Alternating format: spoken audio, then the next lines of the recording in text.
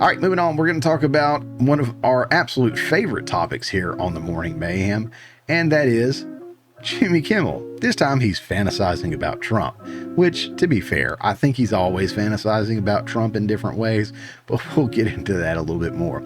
So I did a Jimmy Kimmel video 2 weeks ago, and it blew up.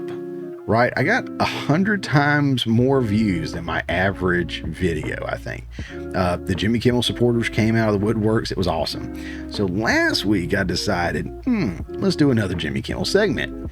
It's now surpassed the first one. It's got more views than the first one I did. So of course I had to bring him up again in this week's episode. So I wouldn't want to let his fans down. This week we'll move away from the Oscars and we're going to talk about something a little bit different. Right here in Bounding into Comics, it says Jimmy Kimmel sits down with a group of reformed inmates to fantasize about Donald Trump going to prison. This is for real. So this guy, I want to say Jeremy at the Quartering cover this too, if I'm not mistaken. He had a little different take than what I'm going to have on some of this stuff, but a lot of it's going to be very, very similar, no doubt.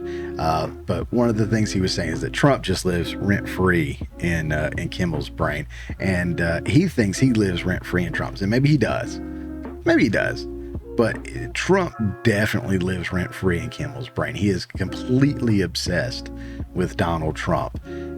You can say for all the right reasons or wrong reasons or whatever, but this dude is all about some Trump. I don't think his ratings were ever that great until he was able to talk about Trump. So since Trump was out of office, he either has to bring him up or his ratings suffer. Just like when he was at the Oscars, he had to close out and make sure he got in a Trump mention in there so he could, hey, I got to talk about Trump. It's just eating away at me.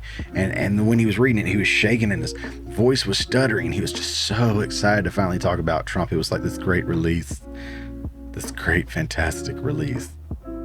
So yeah, so he's a little obsessed with Trump, and yeah, we're gonna look at some stuff here in this article. Good old Jimmy, gotta love Jimmy, right? Talk show host Jimmy Kimmel has been making headlines after using the Oscar stage as a platform to calumniate. I always mess up these words. I'm not a smart man when it comes to the English language. Of course, we have butchered the English language. Let's just be real. It is not what the folks at like the podcast of the Lotus Eaters are saying. They use awesome language, words, dictations. I mean, just awesome.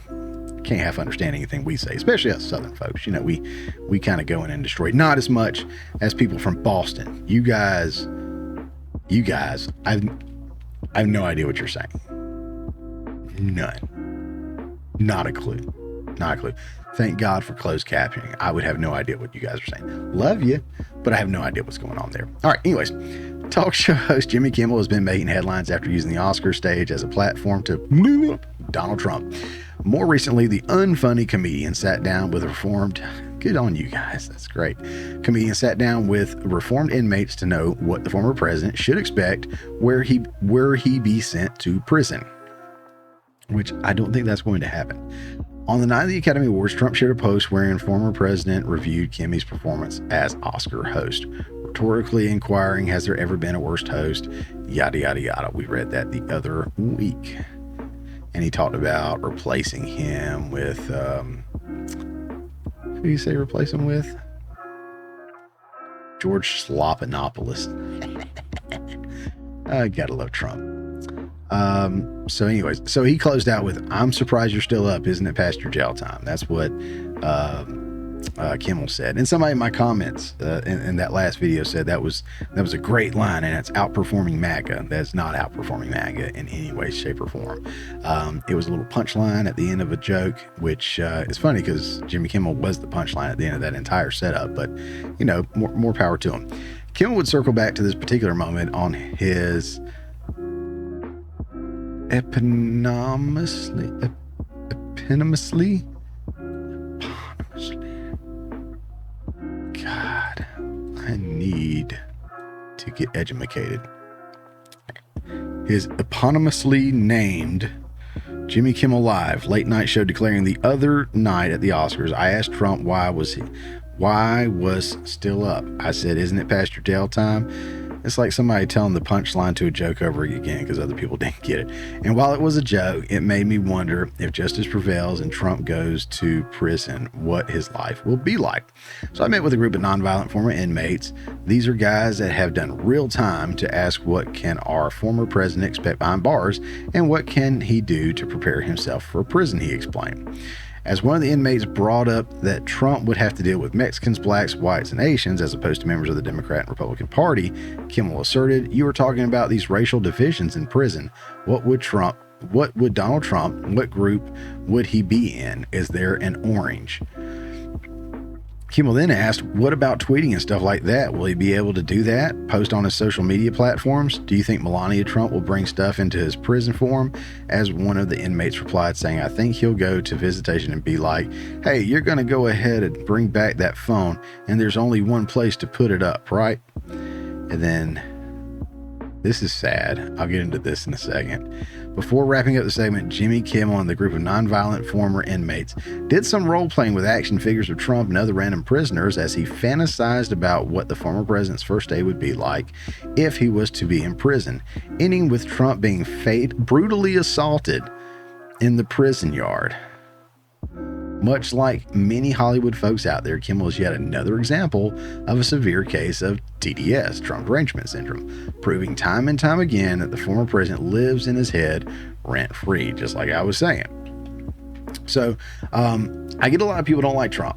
You know, I don't know whether it's because of the lower inflation rates, lowest unemployment rates across the board, including for blacks and Hispanics, one of the best economies we've had in my lifetime, no new wars, exposing the news media for all its lies, lowering taxes for hardworking Americans, securing our border and making the country safer.